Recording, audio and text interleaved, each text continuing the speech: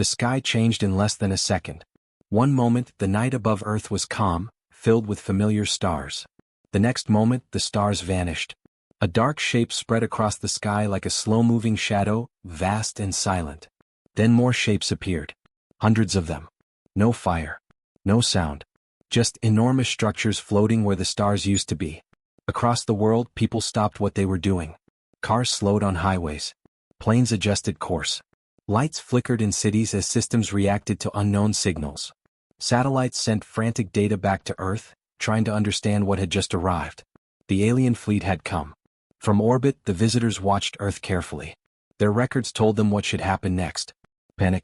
Screaming. Governments collapsing. Populations begging for mercy. They were ready for fear. But fear did not arrive the way they expected. In New York, people poured out of buildings and stood in the streets, staring upward. Someone dropped a coffee cup and laughed. Another person whispered, "Well, that's new." Phones came out. Cameras started recording. Live streams went online within seconds. In London, a crowd gathered along the river. Some were silent. Some were nervous. One man pointed at the sky and said, "Guess the weather report missed this." Laughter spread, shaky but real. In Tokyo, commuters stood shoulder to shoulder on platforms, eyes lifted. A woman covered her mouth in shock. The man next to her muttered, "Aliens, huh?" and took a picture. Fear existed. It was there in fast heartbeats and dry mouths. But it did not rule the moment. Online, the reaction exploded. Messages flew faster than any official announcement. "Are we being invaded, or is this a movie promo? Please tell me this means I don't have to go to work tomorrow." So, first contact before breakfast? Memes appeared within minutes. Some were silly. Some were dark. Some were brave in a strange way. Humor spread like a shield. Far below the fleet, in a secure control room buried under layers of concrete and steel, Dr. Ethan Brooks watched the screens in silence. He was not laughing.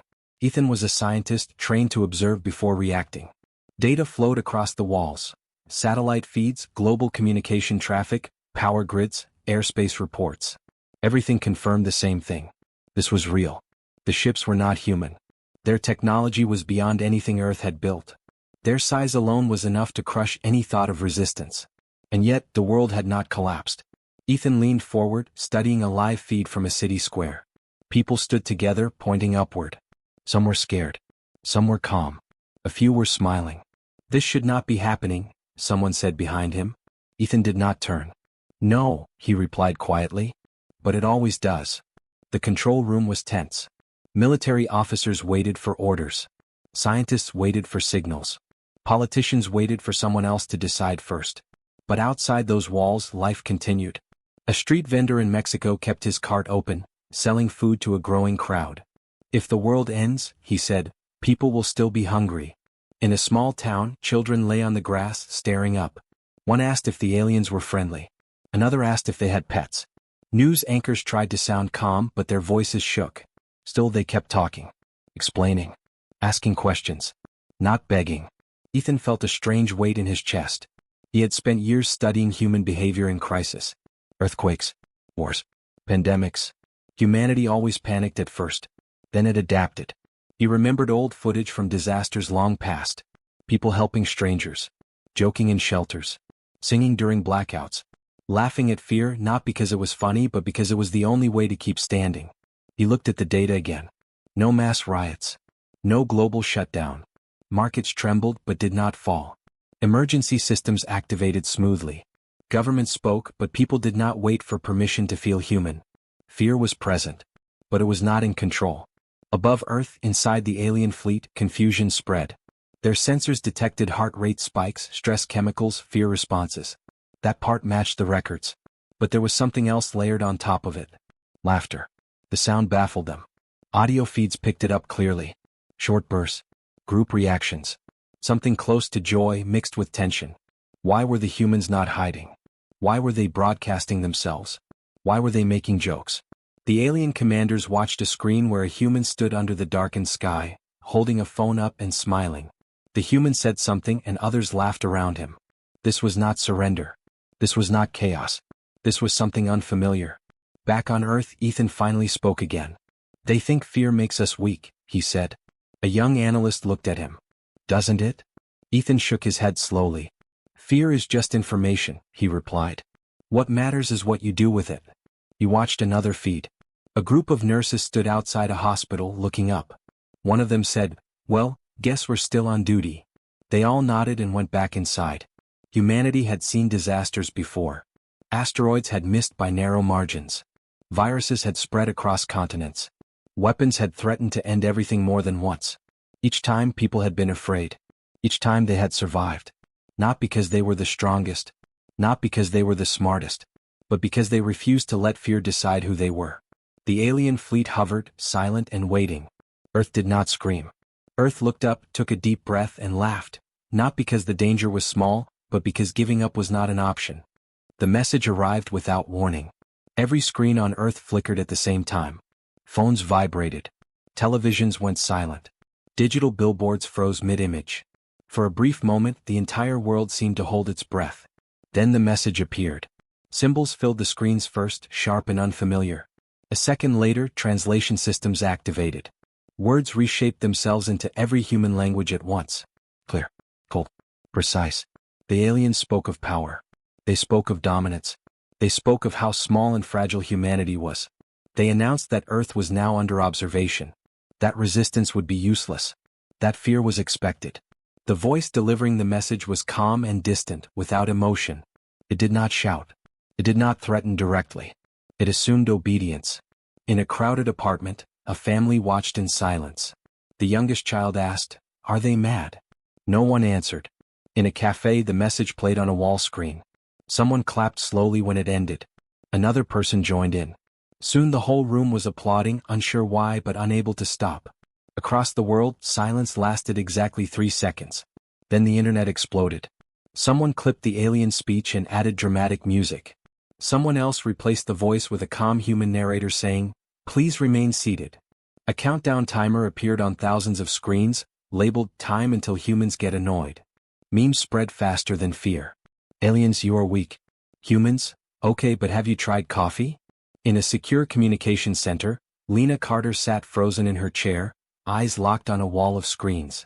She was a communications analyst. Her job was to study how messages change people. Tone, timing, meaning, emotion. And this message? This message was a mistake. Translation accuracy? She asked. Perfect, someone replied. No errors. No sarcasm lost. Lena leaned back slowly. That's the problem, she said. She watched live feeds from around the world. People replayed the message again and again, not in fear but curiosity. Some nodded thoughtfully. Some laughed. Others clapped as if the aliens had just finished a performance. They expected silence, Lena said quietly. They expected shock. A senior officer frowned. They threatened us. Yes, Lena replied. But they did it politely. Another clip appeared on her screen. A group of college students stood on a rooftop listening to the message. When it ended, one of them said, "Well, that sounded expensive." The rest laughed. Lena felt a strange sense of relief. Humans were afraid. Of course they were. Extinction was not a small idea. But fear did not always mean submission. She typed quickly, pulling up old studies. Wars. Cold threats. Nuclear warnings. Humanity had lived under the shadow of destruction before. And every time something strange happened, people joked. Not because they did not care, but because humor gave them control over the moment. The alien message replayed again, this time slowed down, analyzed by experts on live television. A commentator paused the video and said, "Notice how they assume we will obey. That's an interesting choice." On social media, someone wrote, "They sound like my old boss." It received millions of likes. Above Earth, the alien fleet processed the response. Their systems detected high emotional activity. Fear levels were elevated, just as predicted. But alongside fear was something unexpected. Amusement. They replayed human reactions again and again. The laughter confused them. The applause made no sense. Why applaud a warning? Why answer power with jokes? Inside the communications center, Lena stood and addressed the room. "They misunderstood us," she said. "They think fear makes us quiet." She pointed to the screens. Fear makes humans talk. A new trend appeared online. People recorded themselves responding directly to the alien message. Some saluted. Some bowed dramatically. Some asked polite questions like, "Do you have rules about parking in orbit?" One elderly man looked into the camera and said, You sound very serious. You should relax. He smiled and waved. Governments struggled to regain control of the narrative. Official statements urged calm. They asked citizens to stop provoking the visitors. But the reactions were not anger. They were defiance wrapped in humor. Lena watched as a live broadcast showed a packed stadium. The alien message played on the giant screen. When it ended, the crowd stood and cheered, not in mockery but unity. Humans were afraid of extinction. But they were not afraid of being talked down to. That difference mattered. Lena opened a private channel and sent a short report upward through diplomatic systems. It was not emotional. It was simple. Your message did not create submission. It created connection among humans. Intimidation increases resistance. She did not know if the aliens would read it.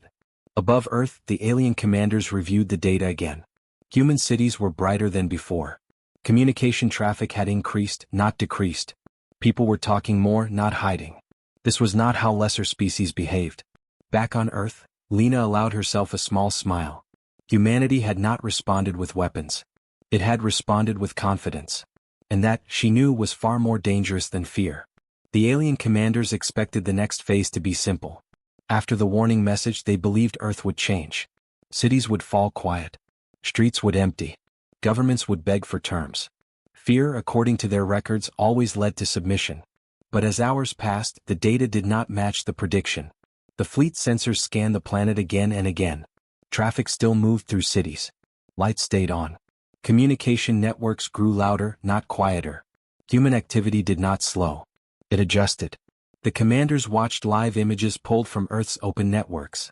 A cafe opened its doors in the early morning. People lined up, staring at the sky through the windows while waiting for their drinks. A barista joked about adding an alien arrival discount. Customers laughed and tipped extra. Children walked into schools with backpacks bouncing against their backs. Some pointed upward at the dark shapes above the clouds. A teacher reminded them to hurry, saying the aliens had not canceled math class.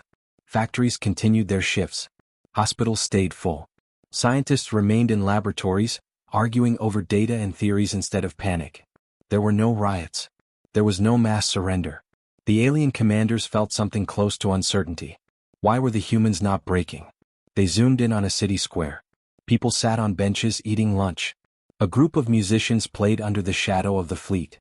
A sign leaned against an instrument case. First contact tour, free show. This behavior did not align with fear-based models. Inside a reinforced briefing room beneath Earth's surface, engineer Mark Holloway stood in front of a large screen filled with images from around the world. He was calm, but his eyes showed focus. "They're watching us," someone said. Mark nodded. "Let them." A military officer crossed his arms. "This is not normal behavior." Mark glanced at him. "For us, it is." He tapped the screen, bringing up clips of people laughing, joking, continuing their routines. "You think this means we don't understand the danger," he said. "It means we do." A few people in the room shifted uncomfortably. "Humans have always lived with danger," Mark continued. "Storms. Or disease. We learned something early." He paused, choosing his words carefully. "When fear becomes too big, it stops you from thinking. So we shrink it." "How?" someone asked. Mark pointed to a clip where a man stood under the darkened sky, holding a sign that read, "Aliens take a number." "With humor," Mark said. "We mock the danger. Not because it's harmless but because laughter gives us space to breathe."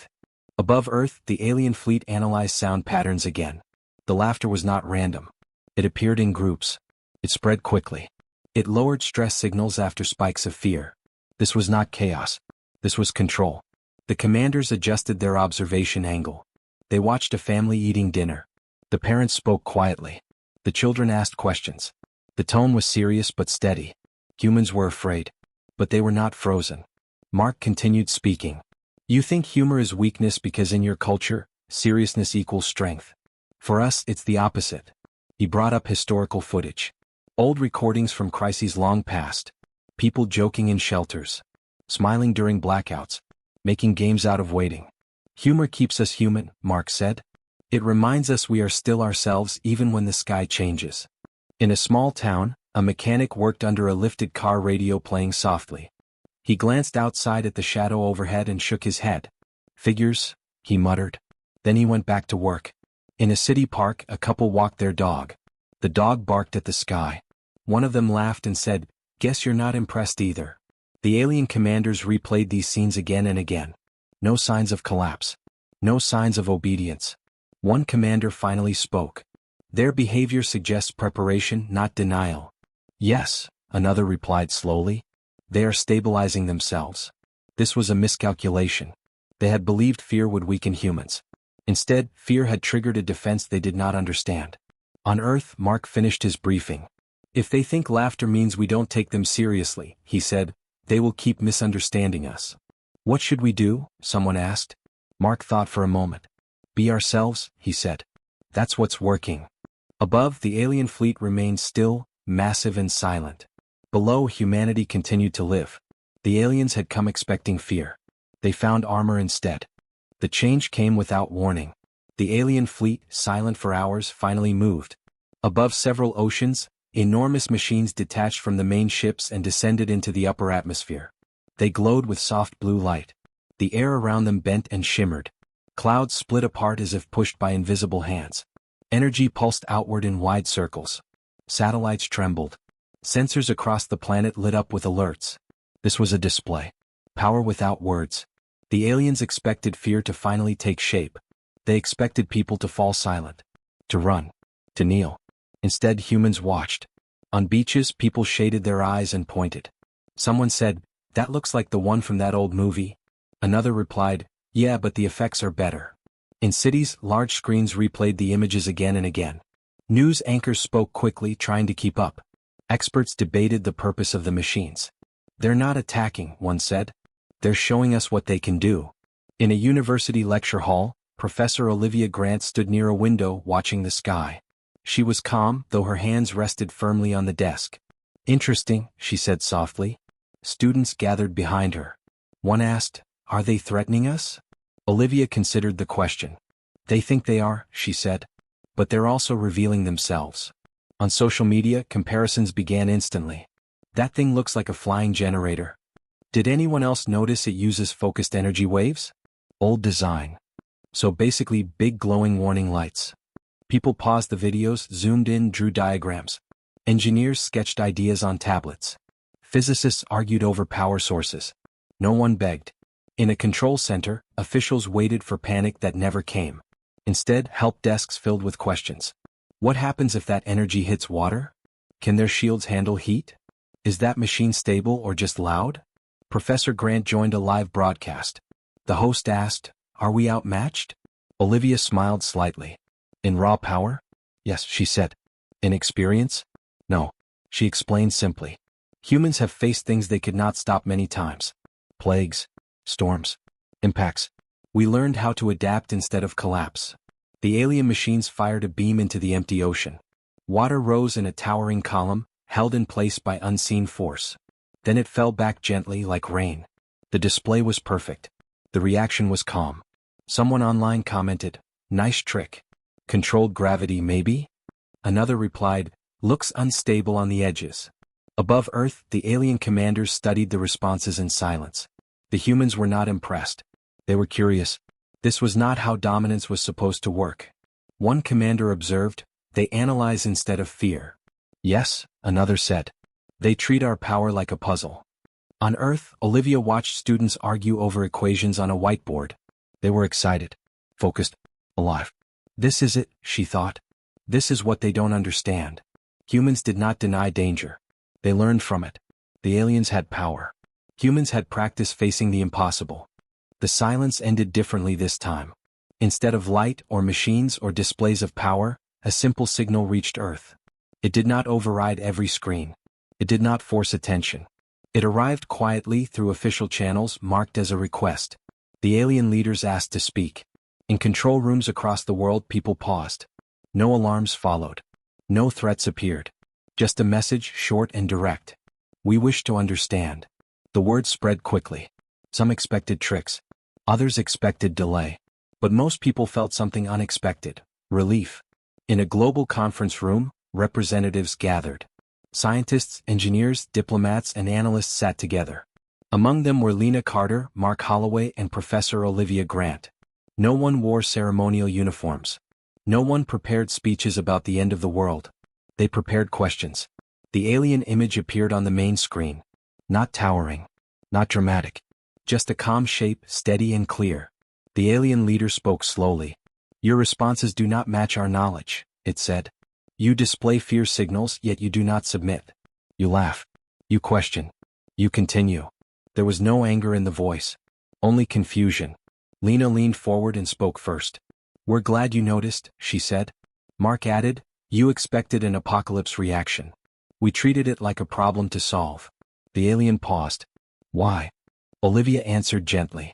Because panic has never saved us, she said. Adaptation has. The conversation moved carefully. The aliens admitted they had studied many species. Most broke under fear. Most surrendered to power. Power is loud, Mark said. But survival is quiet. Across Earth, people watched the exchange live. Not in silence. In calm attention. Cafes stayed open. Schools continued. The sky was still dark with ships, but the world felt lighter. The alien leader asked, You are not fearless. Why do you laugh? Lena smiled. Because fear tells us we're alive, she said. Laughter reminds us we're still in control of ourselves. There was a long pause. Then the alien said something unexpected. We mistook your behavior for disrespect. Olivia shook her head. It's resistance, she said.